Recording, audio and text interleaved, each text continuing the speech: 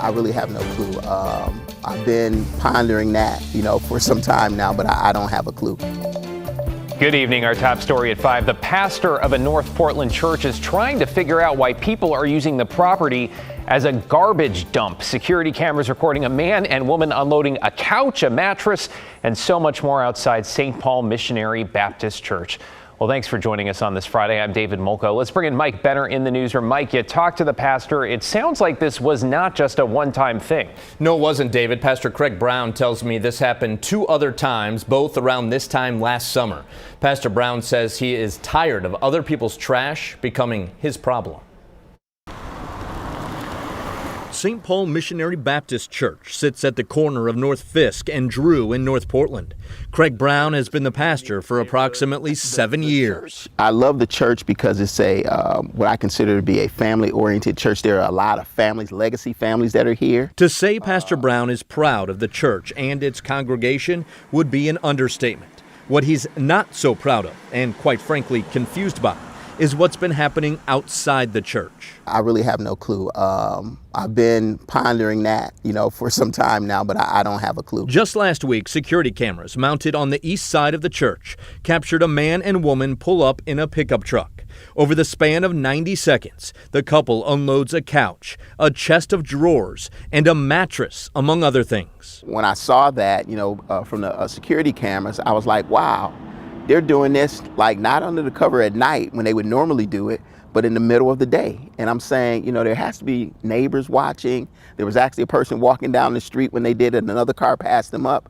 And I was like, why are they dumping this right here? Pastor Brown says this was no donation based on where it was dropped off, on the side lawn and sidewalk, not at the front door. And he says it would be one thing if this was an isolated incident, but it's not. He says around this same time last year, on 2 separate occasions, people dumped trash and furniture in the church parking lot. We were in full pandemic mode last year. And so just to be able to have to get rid of the stuff and not know if it's contaminated or not, that just brings up a whole nother host of issues. Last year and again last week, Pastor Brown and his team had to dispose of the dumped belongings themselves. We still have to maintain our grounds. We have to make sure our neighborhood is clean and looks appropriate. So we're going to get rid of it regardless. But Pastor Brown says it's not his job, and he hopes people stop using church property as their own personal dumping grounds. I'm at the point that if somebody would call and say, hey, we got this stuff we need to get rid of, we don't have the funds to do it, I'm willing to assist where I can to even help pay to get rid of it, but don't dump it on us. All right, I did ask the pastor if he's filed any police reports about these incidents, and he says no, saying he does not think officers would even come due to staffing issues. And at the end of the day, he has to get rid of the trash anyway. So he's focused on that and just hoping this all ends. David? Hope, a prayer, and maybe calling him out publicly. Thanks, Mike. To an update now on the cab driver who was shot in the back yesterday morning on I-205. The suspect, 47-year-old Bradley Dylan Stanwood, appeared in court this afternoon to face multiple charges, including attempted murder. Police say 2 bullets hit the taxi near the Gleason Street exit. One went through the tailgate, the back seat, and then the driver's seat. Today, prosecutors revealed they believe the motive was road rage, but Stanwood's lawyer says this is all a case of mistaken identity. The car that he was driving, when you let off the accelerator, it backfires. Pop, pop, pop, pop. I think he was mistaken for someone else. Well, the judge in the case set bail at $100,000. Stanwood is due back in court later this month. The cab driver, who police say called 911 with the plate number of the suspect's vehicle, he is recovering in the hospital.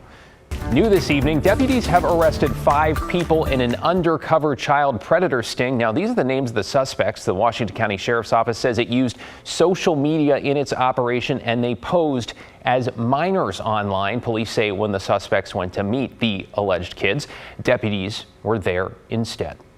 Well, Portland fire officials are searching for what appears to be a serial arsonist, they say, who's been setting fires in Mount Tabor Park over the last couple of weeks. Now, fortunately, no one has been hurt, and as Brian Clerkley reports, firefighters are now asking neighbors to keep a lookout.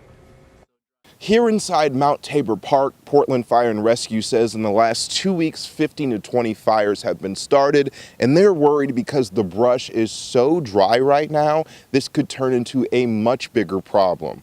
I saw a patch, maybe 10 by 12 feet, and it was burned, and I couldn't understand why it was there. People who frequent Mount Tabor Park have noticed burned brush near trails, including this large tree which was completely torched. Firefighters have been able to put out the smaller fires, but they're getting worried because some of those flames are getting close to homes. It can easily start a wildland fire, so it starts small and then it builds, and if no one notices it, it gets bigger and bigger. Lieutenant Damon Simmons says investigators don't know who's starting the fires, but since several of them started along the trail, they don't think it was an accident. In this case, since we've got so many fires, 15 to 20 fires in a short period of time in this area, it indicates that there's probably an arsonist in this area. Simmons says the majority of these fires happen at night. He's asking people who frequent the area to be vigilant. I love this park, and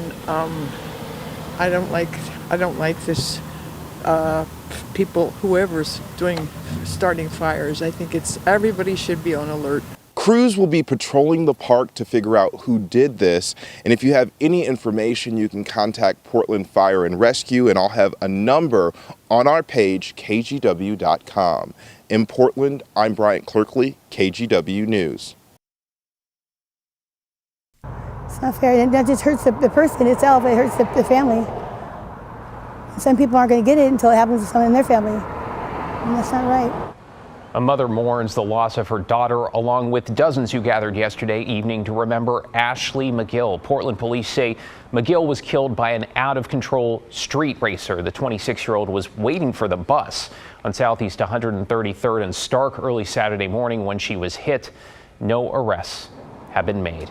And as the holiday weekend gets underway, there are concerns now that out-of-control street racing will once again flare up. Last weekend was especially bad with that deadly crash, plus a shooting related to street racing that killed one person and injured two others. We even saw a flamethrower in the streets at one point. Now, Portland, of course, has a long history of street racing trouble.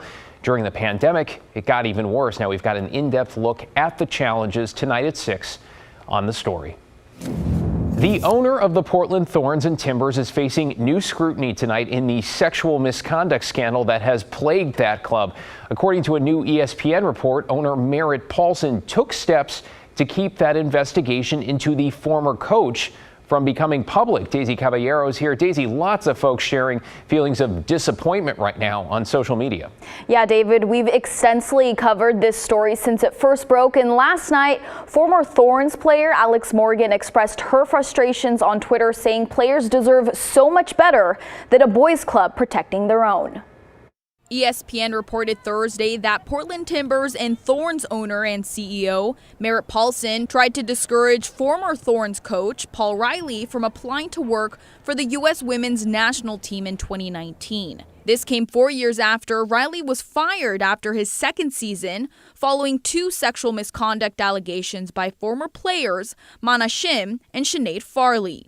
The report said Paulson contacted Riley's boss in 2019 that it was, quote, a good idea, end quote, for Riley to remove himself from pursuing a job with the women's national team. ESPN reports had Riley applied for the U.S. women's national team job, the sexual misconduct allegations while he worked in Portland would have come to light much sooner. The Thorns released a statement last night saying, in part, the story ESPN published today was based on a privileged and confidential video call between outside counsel and Thorns employees. The selective use of information taken from this conversation, combined with inaccurate conclusions, provide an extremely biased and misleading article. In Morgan's full statement she took to Twitter reads, quote, we, the players of the National Women's Soccer League, especially players in Portland, deserve so much better than a boys club protecting their own. Also, that statement in response by the Thorns FC is just pathetic. David? Daisy Caballero reporting. Thanks, Daisy. Thousands of doses of updated COVID boosters are now on their way to the West Coast, with shots likely available as soon as early next week. Now, the boosters from Pfizer and Moderna are reformulated to target the latest Omicron subvariants. The Oregon Health Authority says shipments have already arrived in some spots, with more coming next week. And while hospitalizations and case counts are down, health officials recommend getting this booster, especially as we head into cold and flu season. We never know when we'll get a new and different variant of COVID. And we never know when we do if it's going to be more infectious or if it's going to be more severe. Luckily, what we've seen so far as a trend is that it tends to be more infectious. The CDC recommending you wait at least 2 months after your most recent COVID shot or booster before you get this new one. Kids as young as 12 are eligible for the Pfizer booster. Moderna is 18 plus. One more thing to keep in mind here, officials recommend you get your flu shot at the same time as your booster.